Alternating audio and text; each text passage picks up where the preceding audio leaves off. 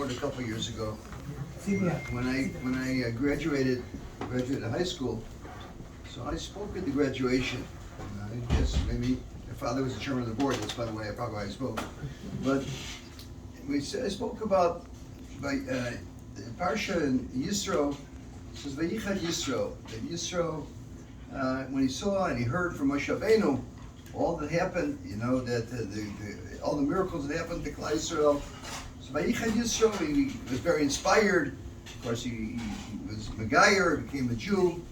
And Vayichad, Loshen Vayichad, Rashi says two interpretations. Vayichad, he says, is Loshen Chedva. He was very happy to hear all that happened. Very happy at one time.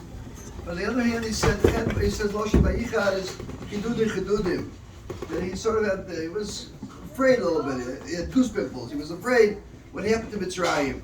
It's mixed emotions. So sometimes I say, that's why I said when I graduated, I remember mixed emotions were going on, the yeshivas, I was leaving high school, going to yeshiva. On the other hand, you go away from your friends, it's not easy. To leave, people you're with all the time, it's not easy. So a farewell party, it's usually a time also, it's a time you can think also, we're very happy for Debby and Shlomo to be with their family, a beautiful family in Lakewood. Such a beautiful mishpacha with, Lebedik mishpacha, B'nai Torah, beautiful mishpacha that they made. On the other hand, we're sad. She's leaving us. And she's, born in Chicago. I remember when she was born. I'm not that old, but I remember when she was born. Because my brother came in. It was a Simchas Torah. She was born in Simchas Torah. My brother came in, he said, we got a sister. That's what he said, we got a sister. And that's the sister. He came in, he was in Shul on the south side, in Gusachim. He said, we got a sister. Well, he wasn't lying. We got a sister. So that was happened in Simchas Torah. And that was, the initial day. And in her life, she's brought a lot of simcha and a lot of Torah. And she was a Simchas Torah baby. And she had in her the power of doing both, to bring simcha and also to bring Torah into the world with such a mishpacha. And that was the first nekuda I thought, that we could think about a little bit, the mixed emotions we have tonight. Saying goodbye, but on the other hand, we're happy for her. She can be together. Some of her granddaughters are here with us tonight. And she'll be together, with her wonderful husband. Shlomo, they'll be together with such a beautiful mishpacha. But in the Torah it says, Vayetze Yaakov. Yaakov, he knows he went out, he went to Choran. So Rashi says, well, just say we know where he went out. He was going to Choran, he went to Choran, so we know he went out. He had to go to someplace, you got to leave the place. So Rashi, everybody knows, famous Rashi, he says that Yitzias Tzadik ben Amokim Osarosha.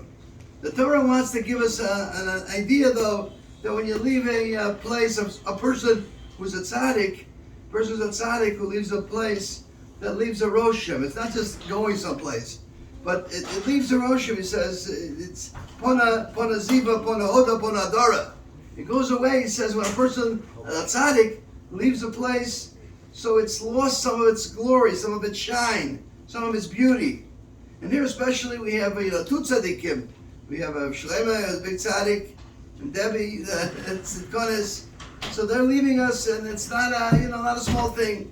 When a yotze tzaddik bin Amokam, so it makes a tremendous roshim. It's yotze pona ziva, pona adora, pona hoda, the shine, the glow that we had in the city from such people, such tzaddikim. So that it's not easy to replace. I think I saw in the Pri Tzaddik from Rav Tzaddik, the famous Rav Tzaddik, he said, it doesn't say, by many people, it doesn't say this Loshen Vayetze.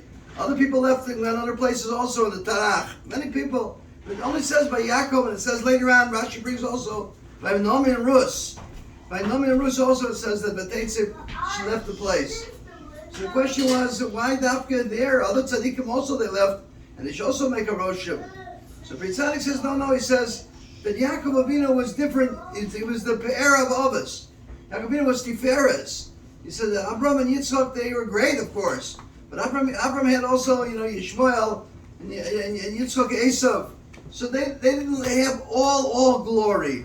But Yaakov Avinu, all the Shvatim, all the Yud Beit Shvatim came from Yaakov Avinu. There was total glory. that was his leaving the place that Yaakov Avinu could make in that Rosham is something different than any other Rosham. And he said the same thing with Nomi and Rus. Why Nomi and Rus? Why Dafka by them? Does Rashi bring that they also made a terrific Rosham?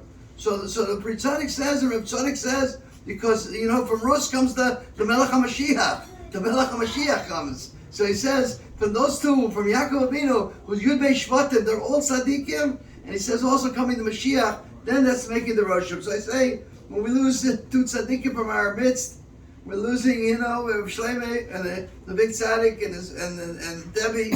So that's the Rosham. The Rosham is a special. It's hard to replace. It's not easy to replace. It's very hard to replace. But Ritz Hashem, we'll have a kesher, like Tamar said. We'll have a kesher. We're still connected. Everybody's connected. Lakewood is connected with everybody. So we'll still have a kesher. It's goodbye without farewell. So the name also, the Gemara says many times, the name of a person has something to do with a person. The name is somehow Min HaShamayim. When you give a name to somebody, it falls like Min HaShamayim comes down the name. It has some kind of an impact, some kind of a rosham on the person himself. So I think it's Dvorah Chana. The name is Dvorah Chana. Dvorah Chana. So Dvorah we know, Shofetes. The Dvorah was a wise woman. Shofetes. How many? You don't find many in Tanakh.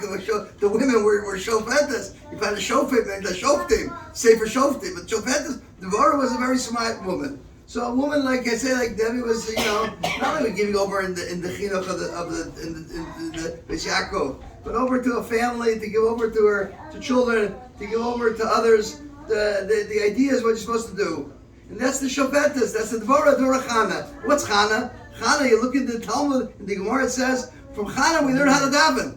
Chana, Tfilas Chana, all the halachas, the Gemara says in Brachas, how she spoke, and how she had kavanah, and all the Tfilas we learned from Chana. So I said the Dvorah Chana is very unusual. The name Dvorah Chana, I once asked, I was by Moshe Feinstein 2 times. And my grandmother was also, her name was Hannah Leah. So Chana is really Hannah. So I thought maybe it was like a Yiddish name. It wasn't really a name, I said. So I went to Moshe Feinstein, I said, is Hannah a name? I said, that's a nomen? Or Chana? When I said my father, I asked for that tefillah, should I say your name was Chana? Or should I say Hannah? Hannah's a nomen, he said. Hannah's a nomen, take a nomen. You should get this look at Hannah. But Hannah's a nomen and Chana's a nomen. But tefillah's Chana, that I know. It doesn't say tefillah's Hannah. Tefillah's Chana, I know. Dvorah Chana, her tefillahs are special. So we learn a lot of lessons. From a tzaddik, you have to learn lessons. So when we say tonight, let's think a little bit. Some of the lessons I say tefillah, like Kamar said, who was the champion in the Tillim? If you have a contest, who said the most Tillim over the years? I think it'd be pretty hard to find somebody. It said that in sports they said the Hall of Fame. The Hall of Fame of Tillim, I think she'd be pretty high up there in the ranks of the Hall of Fame. And that was the one Nakuda. And another Nakuda I think we got to learn and think about is the Inyan. The Torah talks about kibbud b'aim. You have to know that's a mitzvah, a very big mitzvah. Kibbud b'aim is not an easy mitzvah. It's a very hard mitzvah, the Gemara says. It's very hard. Rabbi Yechon, the Gemara talks about it. One of the hardest mitzvahs to Mekayim, to fulfill the mitzvah properly, of kibbud b'aim. But I don't know really too many people who were able to Mekayim the mitzvah of kibbud b'aim so much like my sister Debbie, how she took care. My mother was sick for many years. Myelofibrosis was a very, very serious disease. And the doctor said, I think Dr. Heller told me, normal life expectancy when they had that 3 years, and she lived 18 years with it. 18 years, and 18 is high. She lived high years, but I think also had a lot to do with the tefillahs from Debbie and the care that she took care of my mother. So much, there was the chai. It was only supposed to be 3, but it went from 3 went to 18 because of the tefillahs and because of the love and because of the care. And also my father, in the last years he wasn't well, and it was very hard for him. But Debbie knew with the inyan of kibbud av, and she took so much care of him, and she gave him such love and such respect. That was the lesson we could learn kibbud av. And the halach of kavod is not only for parents, but the inyan of kavod of course she has for her husband as a big tzaddik. Is a great thing. I remember when he wasn't feeling well, he wasn't able to work. He came in the last years. It was hard for him to already go to work. And we had Joe, remember Joe, the Filipino, took care of him and took care of my father, Min Hashamayim. Joe shows up all of a sudden. He took care of my father for a number of years, Joe the Filipino. All of a sudden, Min Hashamayim, Joe comes down from Philippines. He showed up in Chicago. He took care of my brother, Shlomo. And I used to drive him every day to Yeshiva in Skokie. And he used to come to my shir. And every time I'd ask a kasha in the shir, the Bochum used to turn and say, Shlomo, what do you say? He always gave the answer. They always knew that he was the one who knew the answer to the kasha. Whatever I'd ask, whatever he'd say, they'd say, what does Shlomo say? And that was the answer to the kasha. That was the, but she knows, and she showed us what it means to, the Gemara says you have to be mechabed, you have to mechabed your husband like a king, and he has to mechabed his wife like a queen. So they asked Rapam one time, the great Rapam. My wife just gave me the book about Rapam, but inside before I saw the book, I knew the story. They asked Rapam, they said, in the Ksuva, it says everything, the husband got to do for the wife, he's got to furnace, ozone, take care of you. And he says, well, how come it don't say about the wife what you got to do for the husband? He says, in the Ksuva, everything you got to do, he says, he's got to treat her like a queen, but why does it say she has to treat him like king? So Rapam says, if you'll treat your wife like a queen, then don't worry about it. She'll take care of you. That's what Rapam told him. You just take care of your job. She'll take care of it. That's what he said. So that's how I know that she took care, and she took her all the time. Takes care of that. She teaches us the lesson of covet, not only to the parents, give out aim, but the covet to the Baal. She makes him feel like a melech, and she's herself as a malka. And that's an Indian of covet. Covet also covet Talmidei Chachamim. Cover Talmidei Chachamim. Everything she asks, a shaila, everything a shaila, and she's been dagdeg to ask, and I'll be first, and then this shaila, whatever the board is, you got to know the din, you got to know the halacha. And the covet from my brother, Grace going, she took care of him all the years, even though she has many burdens to take care of her position, and the things that going on in her life, she always invites him, always takes care of him, and mechabed in such a way that she teaches us the halachas of covet kibbut aim, halachas kibbut abal, covet Talmidei Chachamim. So as I said, those are some of the lessons. And I said also, she was born in Simchas Torah, so she taught us the halacha. They taught us what it means in life to have Simcha and Torah. Simcha and Torah is that her children should all appreciate Torah, love mitzvahs. Loving mitzvahs, some of the mitzvahs are not so easy to do. Some mitzvahs are easy. Eating on Shabbos is not a hard mitzvah to do. Eating on Yom Tov is not such a hard mitzvah. But some mitzvahs are not so easy. Not talking Lashon Hara is a very hard mitzvah to Mekayim. Most people that I know are not so super in that mitzvah. But my sister, I know that she'll even though she might want to say something about somebody, she won't say it. It zips, she won't say it. That's the halachas, that's the halacha, you can't say it. That was teaching us, that's I say the halacha, it's Simchas HaTorah. Simchas HaTorah means every part of the Torah. Every part of the Torah that you have to know is the idea. So I thought, when, she told once Rebbe first, she said, Rebbe first, she said it was a chazal, maybe it's a chazal, I don't know, maybe it is, I never heard it. But she said, it says in the chazal, I think, that if you have 7 boys, you're zocha right away to Gan Eden. She says, you got zocha with 7 boys to Gan Eden. So he said, Rebbe first said, I don't know about that, but Olam Hazeh you for sure won't have. And he says, you got 7 boys, Olam Haba, I don't know, maybe, but Olam Hazeh for sure not. Then I saw on Shena Maisa, the official Shechta said, a beautiful Maisa. There was a guy who was now suffering from migraine headaches. And on migraine headaches, he didn't know what to do, he had to go to the doctor. He says to the doctor, I don't know, I'm suffering with migraine, I don't know what to do. So the doctor says, well, listen to my instructions. Follow exactly my instructions, and you'll get rid of the migraine. Follow it to the T, I'm telling you, you'll be 100%. Okay. So he went, come back to the doctor. He says, how are you doing? 100%, I'm feeling great. He said, well, you follow my instructions? Yeah.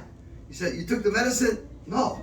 He said, well, what do you mean follow my instructions? He said, well, it said on the bottle, it says, but the instruction says, keep away from children. So he said, that was the instruction. I stayed away from children, so my migraine is gone. That's what he said, because he understood the message. That's what I said. So somebody who took care of a mishpacha like this, and even though she got rid of the migraines, even with the children, that was the miracle. So we saw a lot of lessons. I said we can learn from her, and we got to keep the kesher, keep it, whether it's WhatsApp or not WhatsApp, we got to keep the kesher, and Mirza Hashem, we'll be together in a lot of simchas. We have Baruch Hashem, she has a lot of nice granddaughters I see, I'm sure a lot of grandsons, and we'll see Mirza Hashem a lot more simchas, and Mirza Hashem soon, we'll be in Yerushalayim, Mirza Hashem. The Chaim said, what? 3 weeks. A few weeks first granddaughter's getting married. The Chaim said in 1914. Chaim, our family had a lot of kesher with the Chaim. My wife's grandfathers, both of them, were very, very makusha to the Chofetz Chaim. Both of them, Reuben Katz and Zalman Sorotsky, very makusha to the Chofetz Chaim. A lot of the book about my wife's grandfather now, but Zalman Sorotsky seems very much makusha to the Chofetz Chaim. And my brother wrote many svarim on the Chofetz Chaim, many svarim. So we have a big kesher to Chofetz Chaim. Chofetz Chaim said in 1914 when the First World War broke out. So he said, that. I saw it in the Sefer. He said that this Milchama is going to be 5 years, something like that. And the second one will also be 5 years. He says, but the last Milchama will be very fast. It's not going to take long. It's very destructive. The Eshta Milchama, he said, is going to be 5 years. And the Sveit, he was talking 1914. It wasn't the Second World War. He said the Sveit Milchama will be Masach Erger. It's going to be much worse than the first Milchama. He said the third Milchama is very fast. So how are we saved from the terrible things can happen in this third Milchama after the World War II? What can happen? So he said, with Torah and Chesed. That's what I learned the lesson. Chofetz Chaim said, the only way you'll be saved is Torah and Chesed. And then I say it for my sister, my brother-in-law, their lives were Torah and Chesed. So if we follow in their footsteps, if we follow in their derech, so Mirz Hashem, we won't have to worry about the Chilei Mashiach. And Mirz Hashem, all of us together will be celebrating Yerushalayim HaKodesh before the Tisha B'Av. We won't have to fast. We don't need siyumim. We'll be sitting together in Yerushalayim Mirz Hashem next week, and that'll be our best of bracha.